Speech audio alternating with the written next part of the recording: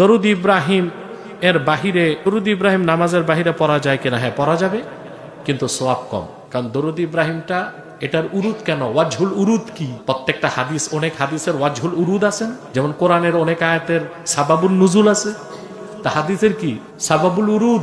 এটা পুরা স্পষ্ট বুলুগুল মারামে এসেছে।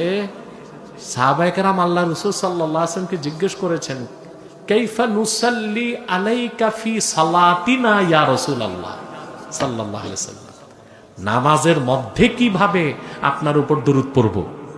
তখন আল্লাহর হাবিব খাসভাবে শিক্ষা দিয়েছেন, আল্লাহুম্মা সাল্লি আলা মুহাম্মাদি ওয়া আলা আলি মুহাম্মাদ কামা সাল্লাইতা আলা ইব্রাহিম ওয়া আলা আলি ইব্রাহিম ইন্নাকা হামিদুম মাজিদ, আল্লাহুম্মা বারিক আলা মুহাম্মাদি ওয়া আলা আলি মুহাম্মাদিন কামা বারাকতা আলা ইব্রাহিম ওয়া আলা আলি ইব্রাহিম ইন্নাকা হামিদুম মাজিদ।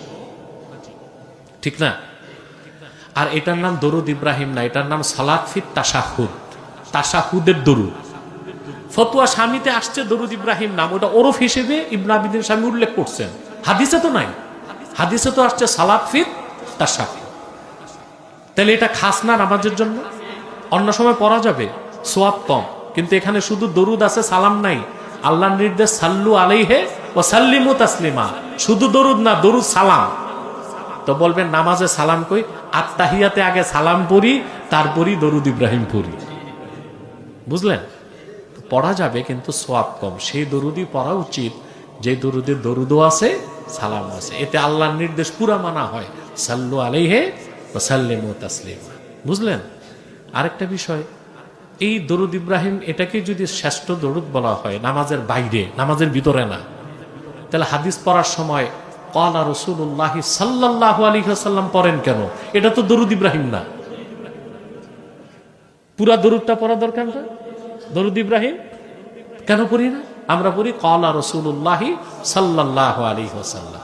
যে দরুদ ইব্রাহিম ছাড়া দরুদ না থাকে, বা এটাই সেরা দরুদ হয়, তা আমাদের হাদিস পড়া উচিত কিভাবে? ক্বালা রাসূলুল্লাহ আল্লাহুম্মা সাল্লি আলা মুহাম্মাদি ওয়া আলা আলি মুহাম্মাদিন কামা সাল্লাইতা আলা ইব্রাহিম ওয়া আলা আলি ইব্রাহিম ইন্নাকা হামিদুম মাজিদ, আল্লাহুম্মা বারিক আলা মুহাম্মাদি ওয়া আলা আলি মুহাম্মাদিন কামা বারাকতা আলা ইব্রাহিম ওয়া আলা আলি ইব্রাহিম ইন্নাকা হামিদুম মাজিদ। তা তো বুখারী শরীফ খতম করতে 10 বছর লাগে। ওখানে তো আমরা দুরূদ শরীফ পড়তেছি সাল্লাল্লাহু আলাইহি ওয়াসাল্লাম, কারণ ওখানে সালাতও আছে, সালামও আছে, শব্দ কম আছে।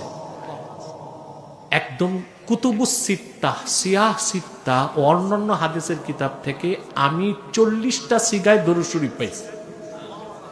কতটা সিগা? 40টা সিগা। এগুলো হচ্ছে বাড়াবাড়ি, এগুলো